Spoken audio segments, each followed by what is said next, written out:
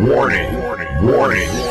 The Drama King is in the building. The Drama King is 88 Shade45 StreetSweeperRadio.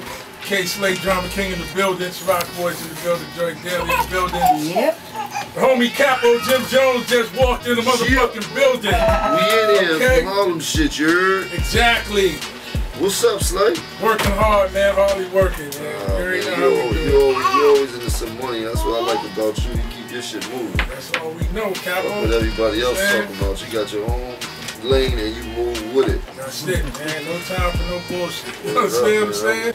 So I'm saying, Capo, what's going on? I know the mixtape is dropping. You know mixtape drops on Tuesday. I might have to come up to Sue's and throw some ones with you for the mixtape. Yo, I mean, I done designed it where if somebody don't come to Sue's, they're gonna party with a bunch of dudes that night somewhere else. Oh man, you bringing all the girls to Sue's? Yeah, I done orchestrated that. I even got Bria Miles coming out. They ain't seen her in years. Oh man, you know what I'm saying? Like I'm pulling tricks out. I might have to bring my guys out to Sue's and have a nice mixtape release with you. Man. Throw some ones or something with you, man. Yeah, come on, you know we got part of the VIP for you, bro. Yeah, man, I like it. You know, Sue's is my joint. They had that shower on, the girls go crazy in there. Oh, yeah, man. They're gonna be doing a special birthday dance for you. Nah, they did that to me last year. I'm not with it.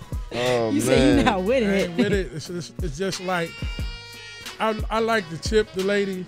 But I'm not a fan of that lap dance thing. Oh. You understand what I'm saying? It's a tease, big tease. I don't really like the lap dance neither. Like, I don't really like, you gotta back up off me a little bit. Yeah, because it's like, all right, no, let me tell you, I'm a grown ass man. It's a form of sexual You heard me? harassment. I'm light skinned. I could get it on Monday if I wanted. You heard me? I thought that guys liked the lap dancing. I'm confused Hey, yo, now. Jim, come on, Jim, don't do us like that. Brown skin niggas riding too now. Hold on. Yo, Shooter, you ain't gonna sit right there and take that, Shooter. Come on. You ain't gonna take that, Shooter. Word up. Yo, Jim Jones. I'm just playing, man. Brown skin niggas is riding on the 8th day of the week too, my nigga. Okay? We riding on the 8th day. Word up. Nah, but on a real tip, you understand what I'm saying? Everybody come out, have a good time.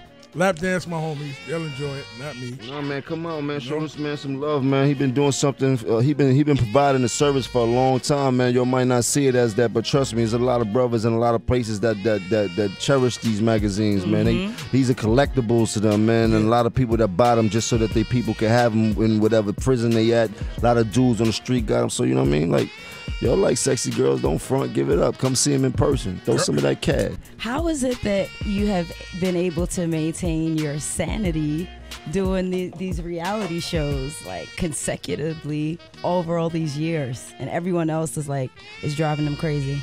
Because I have my own show. I ain't into what everybody else is doing. You know what I mean? Like, we started at Love and Hip Hop really wasn't a thing for us, which we started. We the one who gave them the template for the first season that they were shooting, but things just seemed to have drastically changed, and it wasn't the TV for us. Me and Chrissy really ain't. I mean, we're not gonna compromise who we are, and that's what TV seems to represent for a lot of black people. Like, they get on there and just go to the max and shit like that, just for the little bit of notoriety or the opportunity to be on television. And we wasn't with that, so we stood our ground.